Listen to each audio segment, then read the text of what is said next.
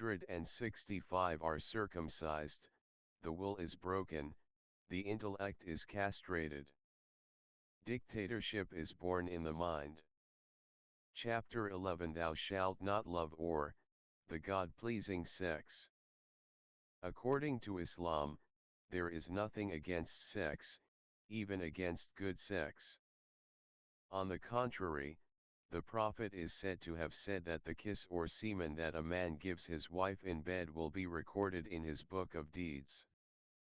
These deeds will be weighed at the last judgment and will determine whether he goes to hell or paradise. There are even sayings by the Prophet that describe the exact sequence of sexual intercourse to explain to the Muslim man how to bring his wife to climax. However, this sexual activity must not take place outside of marriage, and that is not an Islamic invention. The term honor, sharaf, was always associated with the pride of the Arab man before Islam. People were proud of their ancestors and their bloodline. Before and after Islam, Arabs were never creative in any artistic field except poetry. All other Islamic 166 arts, such as music and literature, came from Persia, India, Egypt, or Syria. And Arabic poetry almost always followed the same pattern. One begins by weeping over a ruin where one's unattainable beloved passed before vanishing forever. Then one proceeds to enumerate the virtues of one's tribe and condemn the misdeeds of one's enemies. It's basically just like an Egyptian history textbook for high school. And to honor one's ancestors, one should mention them by name in the poem. Genealogical continuity is enormously important to Arabs. And to preserve this continuity, no foreign blood is allowed to flow into the family. Hierarchy among relatives is one way to guarantee this, surveillance of women and strict sexual morality are others. Because only the woman can know who the true father of her child is, the honor of the entire family is often placed between the woman's legs. Virginity is idolized and a woman's unpredictable passion is condemned. As in many languages, the term hymen is also over-mystified in Arabic, Gisha al-Bakara, as the seal of virginity. No one would have thought of debunking it as something like the gate of love or the stairway to heaven. The flooding of the Egyptian market with cheap, artificial hymens from China in 2009 sparked a heated political debate that occupied the media, the Ministry of Health, and Parliament for 167 weeks. No nightmare seems greater for a Muslim than discovering on their wedding night that they weren't the first. And so, honor is fused with the primal Arab principle of blood, and both are integrated into the understanding of hierarchy. Elements from religion are added, adding further needles to the moral barbed wire. Circumcision, veiling and child marriage are some of the practices intended to support this hierarchy and guarantee continuity. In short, many sacrifices must be made to keep things as they are. People insist on this moral code and fail to realize that denying the body is actually against human nature. The result is the oppression of women and the deterioration of men. Moral wishful thinking only leads to moral disorientation and a stagnation of semen and energy. This energy often discharges itself pathologically or results in fanaticism and radicalization. 7 out of 10 Egyptians are under 30 years old. For economic reasons, most of them can only afford to own a household and marry after their 30th birthday. This means that a vast majority of the population knows sexuality only as a fantasy or as a sin. Instead of considering liberalizing sexuality or making marriage easier, 168. Those in power are busy controlling people and their behavior even more tightly. Alarming is not only the mass sexual harassment that young women have recently experienced on the streets of Cairo, but also the turn of many frustrated young people to religious delusions as a way out. The particular affinity of dictatorial regimes for suppressing sexuality is historically well known. In her book Islam Needs a Sexual Revolution, author and women's rights activist Sayran Ates argues that sexuality is the main barrier between Islam and the West. Muslim families often isolate their children from Western society so they don't come into contact with decant and unjustity. She therefore calls for a sexual revolution similar to the one that took place in the Western world in the 1960s. Of course, a liberalization of sexuality would be good for the Islamic world, but one shouldn't forget that the sexual revolution in Europe was the culmination, not the beginning, of a process known as the Enlightenment. An intellectual and an industrial revolution, which changed social and family structures, had preceded it before it came about. Kant and Voltaire, Clara Zetkin and Sigmund Freud, Rudolf Diesel and Simone de Beauvoir came first, before, say, Oswald Kohl got to work. 169. The Islamic world must first recognize that it is sick, and that this sickness lies in its elementary thinking and understanding of what tradition means.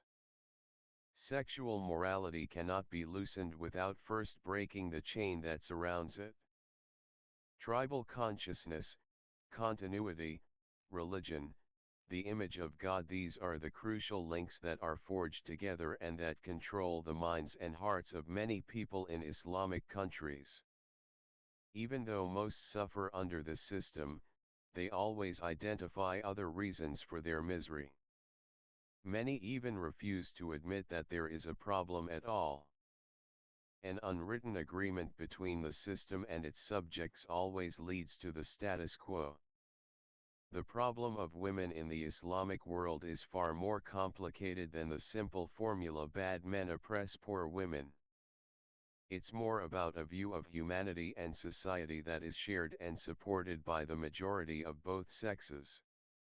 No one ensures that women are put in their place more than women themselves.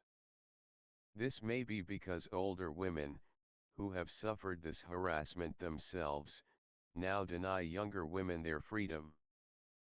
But many younger, educated women also insist on the traditional division of roles and expect expensive jewelry and uninterrupted support from men. They can only emancipate themselves once. 170. They have emancipated men, once they have freed them from the burden of masculinity. This distressed masculinity is not only the source of the oppression of women but also one of the main motives behind militant Islamism. Last summer, I climbed down my favorite hill in the Olympic Park and watched the many Nordic walkers and joggers coming towards me. Of course, there were also inactive unemployed people, whom the welfare system can still afford, hanging around in the park, enjoying their spirits. When I reached the very bottom, a family passed me who I identified as Saudis based on their accents. A man in shorts and a t-shirt, his wife in a black abaya and veil, long black gloves covered in a kilo of gold. Behind them, their unveiled Asian maid pushed a stroller. The man stared at the backside of every jogger who ran into him. His wife looked angrily at every object of her husband's desire, but said nothing. Finally, she took a few steps back and began cursing the maid for no apparent reason. Of course, this situation can occur in any family, regardless of whether it is Muslim or not. but it introduces us to the dynamics of an Arab family and reveals the ambivalent attitude toward the West. 171 Fascination, skepticism, and bitterness. It tells us something about the helplessness of chastity and the limits of morality. Chapter 12 Education and Imagination Mohammed in Or, Media Market. For over a decade, the Gulf states have been employing experts from Europe and North America to modernize their education systems. However, they were mostly only interested in technical equipment and visual innovations in teaching methods. Most states are unwilling to discuss content, especially when it comes to history or religious education. This would violate the boundaries of their sovereignty. Western experts understand this and focus on graphics and gimmicks. And so, modernization in the Gulf states seems like the modern camel race in the United Arab Emirates. A robot sits on the camel instead of. 172. A camel driver, stimulating it to run faster. But where to? The rapid construction, the luxury facade, and the purchased cultural and sporting events in the Gulf give many the illusion of openness. Works of art from the Louvre are being transported to Abu Dhabi, but similar ones will not be created there, because the path to the spirit remains blocked for the Louvre in the desert. 2 visits to Dubai in recent years have shown me that liberal thinking doesn't have to be a question or bottleneck in attaining prosperity.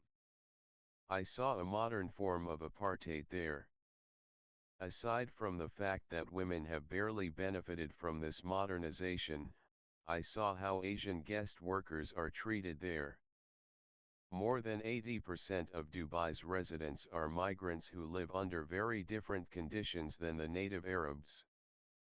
Once, I was walking through the old town in traditional Gulf attire and was amazed that migrants always stopped when they saw me and made way for me. They thought I was one of the master races with oil money. Just one day later, I saw a genuine oil sheik get out of his luxury car and push away a passerby with a migrant background because he had cut him off. He then asked him his name and who his employer was. Trembling, the guest worker answered and apologized several times. This May. 173. Why he was deported to his homeland. Because on my next visit a month later, I saw the director of the traffic department in Dubai on television praising the exemplary discipline of the drivers in his district. There were only a few traffic offenders this month. They were all Asian, and we flew them all back home. Prosperity has failed to create a democratic civil society in the Gulf that treats all citizens equally. On the contrary, the result has been the strengthening of hierarchies and alleged cultural arrogance. While Dubai has developed economic alternatives to oil as a tourism and financial center, much of it is literally built on sand. The gigantic Al Khalifa Tower is a good example. Shortly after the world's tallest building opened, it was recognized that Dubai was on the verge of bankruptcy. The first things to be cancelled in the wake of the financial crisis were, without exception, cultural projects, as German cultural manager Michel Skindelm writes in his report Dubai Speed. But this didn't seem to be a lesson for the other Gulf states. After the opening of the mega tower in Dubai, a Saudi prince announced he would have an even taller tower built in his country. One thing seems to particularly interest the old sheiks: who has the longest one? 174. The situation is far worse in the heart of Arabia than in the Gulf Emirates. Any innovation there is immediately quashed by the Wahhabi guardians of Islam. Therefore, they want to do without Western education experts and are looking to Asia for educational models that correspond to the Arab understanding of hierarchy. And so the Saudis want to import the Japanese school system, which emphasizes discipline over individuality. The Saudis were particularly enthusiastic about the fact that the school day in Japan ends with students cleaning the classrooms and toilets. Moreover, the Japanese also have experience with the oppression of women. Japan was the only industrialized country that did not rank significantly higher than the Arab nations in the World Economic Forum's report on the status of women. But even in this theocracy, school reform remains a distant prospect. For no one knows what to teach the students. The goal is for them to receive enough education to become productive, but remain sufficiently stupid not to question the system. Besides, what's the point of modernizing education when radical preachers in Saudi Arabia alone are paid $3 billion annually to do nothing but issue fatwas like anyone who smokes tobacco has apostatized from their faith, or a believer may not bring flowers to a patient when 175 visiting them, as that is un-Islamic. How far can a culture go that pours concrete ceilings over its own history and is afraid of flowers? But the guardians of this system are the West's best friends. Western troops are fighting bin Laden in Afghanistan, but these same Western states are happy to do business with the rulers of the Gulf. They court them and accept gifts from them. Ironically, a typical gift from the Saudi king to Western politicians is a sword. The king even presented Pope Benedict XVI with a sword. The Saudis are even allowed to set up academies in Europe and America that spread the sword ideology. What won't the West do to get cheap oil and sell its weapons? Many people in the West still can't grasp that systems of violence do not arise in a vacuum. They don't understand that the way people in the West live automatically supports dictatorships around the world. Then US President George W. Bush danced with the dictator of Riyadh. The new President Barack Obama bowed to him and praised his efforts toward interreligious dialogue in his Cairo speech. But what kind of dialogue is this, exactly? This dialogue industry has been booming for years. The initiative always comes from the West, then clergy meet in 176. Air-conditioned rooms and talk about the shared heritage of Abraham and sing hymns to Nathan the Wise. The real problems are barely addressed, and so everyone returns to their own corner. The main thing is that the funding has flowed and the cameras have captured a few nice pictures. And if someone dares to delve into the depths of the problem, it immediately becomes emotional, and people start talking past each other. The dialogue thus immediately becomes a court case, with each side pointing the finger at the other. At the academic level, the dialogue proceeds similarly. Here, too, asymmetry dominates every attempt at rapprochement. Several years ago, I worked at the George Eckert Institute for International Textbook Research in Braunschweig. My main task was to establish a network of Arab educational scientists, historians, and education policy makers to initiate research into self-images and the perception of others in Arabic textbooks. The institute had extensive experience in this field and did outstanding work for Franco-German reconciliation, crowning this with a joint history textbook for both nations. Constructive steps toward historical reconciliation were also taken with Poland, the Czech Republic, and Russia.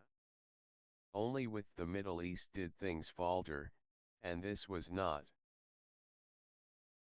177 due to the institute and its expertise, but rather to the fact that education policy makers in the Arab states are largely uninterested in rapprochement. At an Arab League education conference in Cairo and a UNESCO conference in Rabat, where I attended as a speaker, most Arab participants demonstrated that their concern is not only with eulogizing or denigrating a culture, but also with deconstructing historical narratives and not viewing them as sacrosanct truths. For the narratives tell us less about what actually happened and more about those who wrote the texts, how they themselves view their society and their enemies. Shortly thereafter, I was responsible for organizing one of these conferences in Germany. Researchers and politicians from Egypt, Jordan, and Morocco were present. While some conference papers were brilliant, many were apologetic and didactic. A Jordanian professor complained that the hotel only had 3 stars and that the lunch buffet was meager. In the Arab states, he would stay in the best hotels anywhere when attending a conference.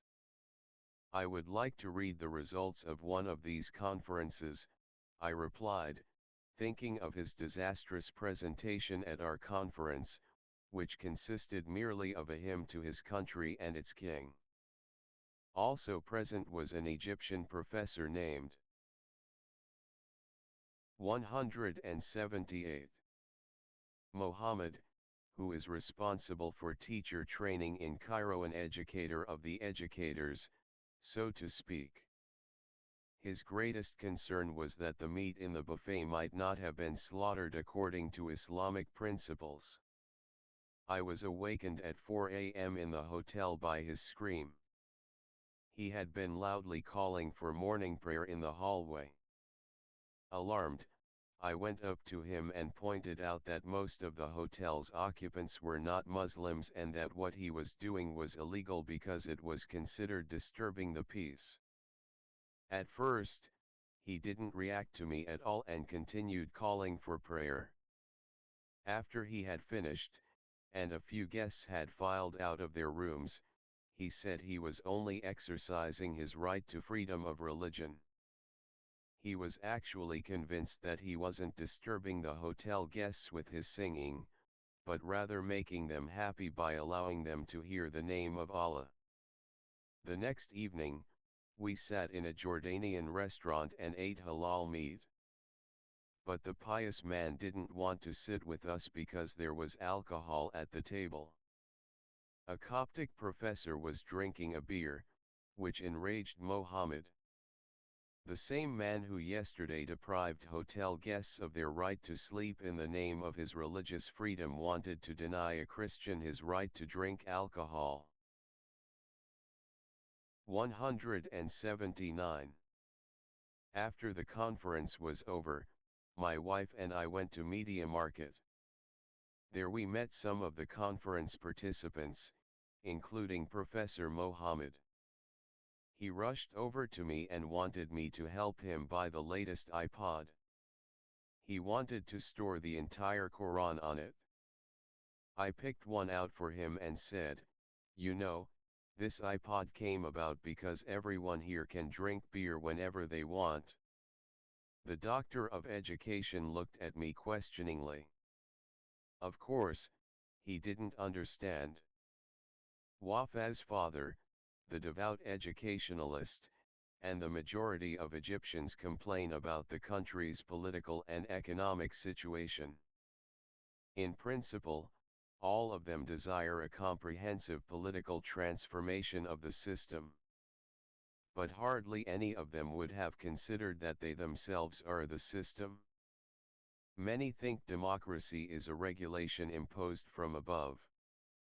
They cannot grasp that the Constitution, free elections, and parliamentarism are merely symbols of democracy and that the soul of democracy lies in the people's mindset and common sense. The liberal, secular state thrives on conditions it cannot guarantee, writes former constitutional judge Ernst Wolfgang Bekenford. How can democracy become a political reality when the father at home, the teacher at school, and the policeman on the street treat 180 each other like God and ruler? The language through which all these people understand the world is authoritarian language. Culture is understood as a non-negotiable, closed structure, therefore, it is often implanted into people's minds and bodies by force. Afterward, people's perceptions are coated with clay, so that they only see the part of the world not obscured by the blinkers of dogma. This creates a vicious circle of violence in which everyone oppresses everyone else. The state oppresses people, people oppress each other, teachers oppress their students, men oppress their wives, women oppress their children. At the end of this chain, the children are left with only animals. Education is the solution, the reformers cry. But what kind of education? Literacy alone is no guarantee of change. On the contrary, the semiducate and the indoctrinated are far more dangerous than the illiterate, for they believe they possess eternal and absolute truths. And as long as education in the Islamic world does not free itself from religion and the ambitions of political authority, it is more harmful than beneficial. 181. The story of a teacher from Alexandria illustrates why education and authority are inextricably intertwined in Egypt. In a regular test at the end of 2008, the high school teacher gave his students a short text about the blessed river Nile. He then asked the multiple-choice question: what is the opposite of blessed? A. Dirty, B. Hated, C. Damned.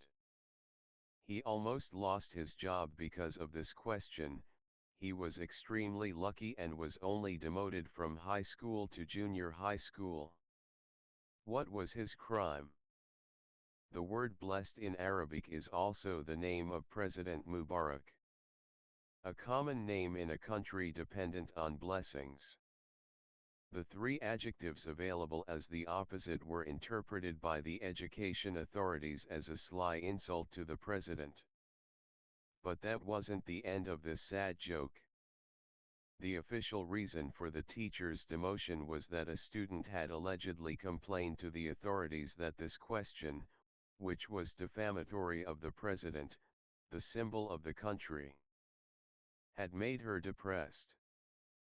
Perhaps the president himself wouldn't act this way and this story might not even embarrass him, but the authorities had internalized the concept of authority so deeply that they were more papal than 182. The Pope. Shortly thereafter, a new education minister was appointed. He was the son of the country's former interior minister, who was considered quite brutal. After a speech to Parliament in the 1990s, this police general got involved in a brawl with an opposition MP, in which shoes were also used. His son stood in his place 20 years later, claiming that hitting students in school was pedagogically correct. After all, he, too, had been hit in school as a child, and it hadn't hurt him. I doubt it very much. Only after being heavily criticized by the liberal media did he backtrack. Chapter 13: The Wind of Change, or The Redeemer, comes from Vienna. In the extensive Arabic dictionary Siha, the following synonyms for the word shab, which translates as people, are found: shab, to prohibit, to destroy, to break, to separate, to join. A large tribe, the path between two mountains, the distance. The lexical contradictions of this word. 183 show that it refers to something completely different from the Greek demos. The different connotations of the word society in different languages can also provide clues as to how a group of people define the community and their role within it. For example, the Japanese word for society is sheikai and includes characters that explain the dynamics of a community, human word on a secure ground. The Arabic word mutjama did not exist before the modern era and is therefore translated from the French société, gathering of the community. But even then, the Arabic translation was incorrect and meant gathering place. The words mosque and university also mean gathering place in Arabic and share the same root as society. The focus of these terms is not the people, but the place where they are located. The same applies to the word muwatan, which is synonymous with citizen or citoyen. The Arabic term implies that this refers to a resident who is retiring, not an active participant in the dynamics of the society. The word for homeland is watan, which comes from ancient Arabic and means the place where the sheep sleep. The people, pupil, as sovereign, becomes shab in Arabic, to which only subjects and tribe members are attributed. Added to this is the Islamic term ummah. 184. The community of all believers, regardless of ethnicity, language, or race. This ummah, however, forms a geographical and anthropological dividing line between believers and non-believers.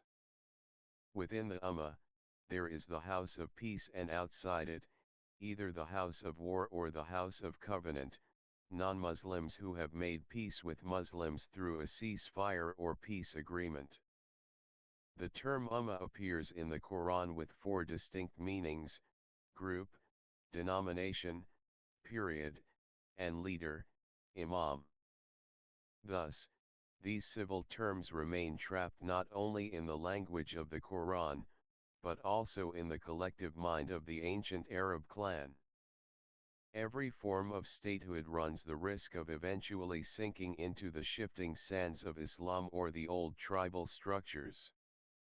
This is due, on the one hand, to the nature of Islam itself, which does not recognize the Augustinian distinction between civitas dei, theocracy, and civitas terrena, earthly state, and, on the other, to the insecurity of Muslims, who over the centuries have failed to allow alternative identities besides Islam and the tribe. Examples of theocracy such as Afghanistan, Iran, Saudi Arabia, Nigeria, Somalia, and Sudan, which created a political nightmare from the mixture of Sharia and clan morality, do not seem to be frightening enough for many Muslims. The dream of a united Islamic 185 Ummah under Sharia law still seems to be an attractive option for many. The prominent Muslim Brotherhood member Wagdi Ghonaim, who has a large following in Egypt and beyond, once explained to the audience of his lecture what democracy is: a man wants to marry a man. If the majority in parliament approves, it becomes law. Is that what we want? No, his followers shout. Democracy is like pork, disgusting. Why do we need it when we have healthy, delicious beef and lamb here? We have the text of the Quran, the hadiths of the Prophet, which tell us what's going on. We have the Shura, tribal consultation, the consensus of the scholars. But where there is a text, there is no opinion. People fighting for democratization feel like they're being held captive by the supposedly secular government and radical Islamists like this preacher. If the accusation of treason doesn't hold water, the accusation of blasphemy always works. But what about Egypt's secular political parties? The former president of the International Energy Agency, Mohammed el-Baradei, returned to Egypt at the end of 2009, after his term in Vienna ended, and expressed his willingness to run in the upcoming 2011 presidential elections. The man who received 186 the Nobel Peace Prize 5 years ago and was personally honored by President Mubarak as an outstanding figure shortly thereafter, when he was awarded Egypt's highest honor, suddenly found himself under fire from the state media after his planned candidacy. Not only was he accused of lacking political experience, but his integrity was also attacked.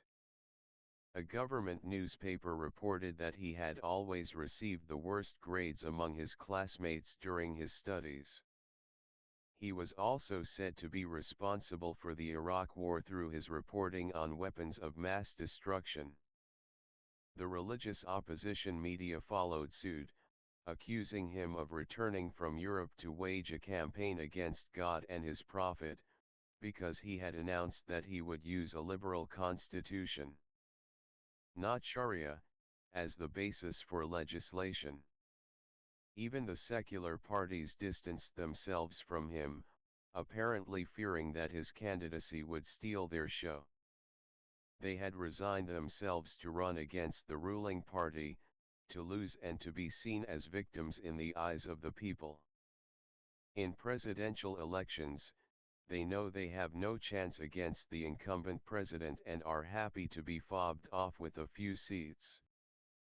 These parties are like frozen chickens, wrote Egypt's best-selling author Ala al-Aswani. They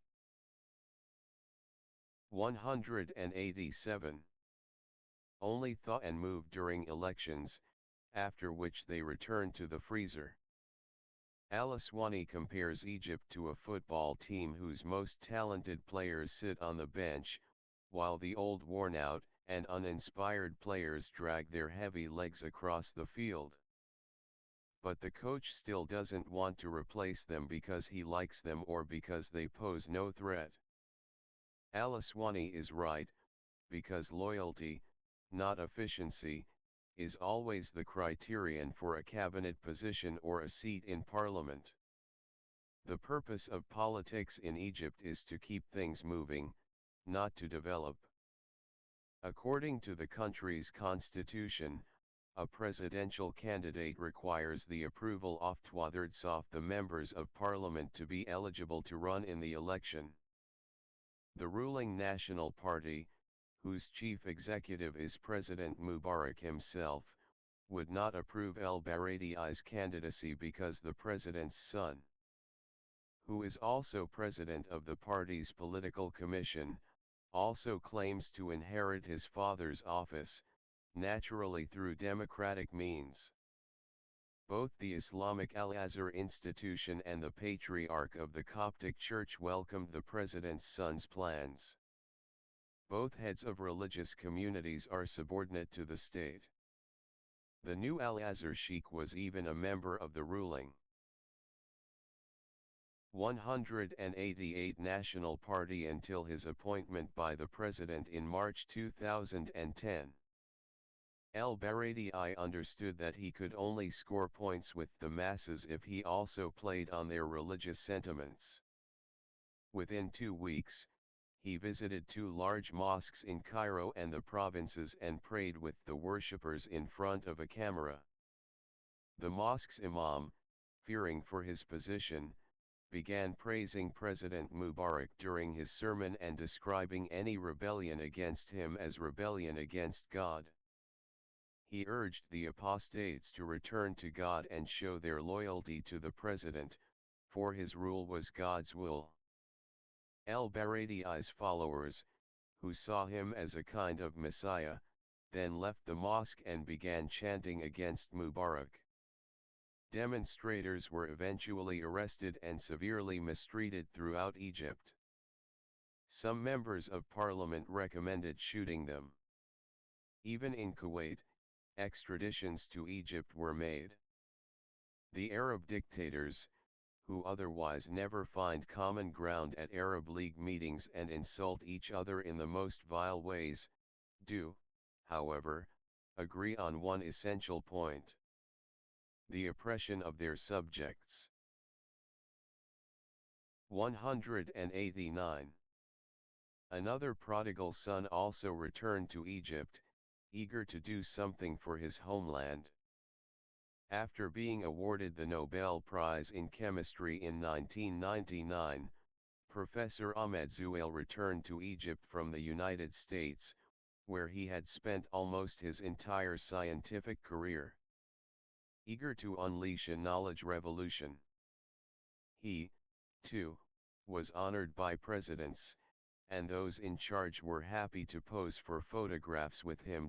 But when he revealed his plans to open a scientific center of excellence in Egypt, he was distanced. Zuhail wanted his center to exist independently of the state so that free research could flourish. For 10 years, the scientist has been struggling with the bureaucratic labyrinths and political tricks that stand in his way. His center remains nothing more than the ambitious idea of a visionary who is in danger of being crushed by the rigidity of power. Not only politics stands in the way of science, but also a European medieval mentality that has taken hold and is deeply skeptical of Western science, especially from a religious perspective. Science is mistakenly understood either as an intervention in creation or as a source of misleading insights that deny God's intervention in nature and claim that humans descended from apes.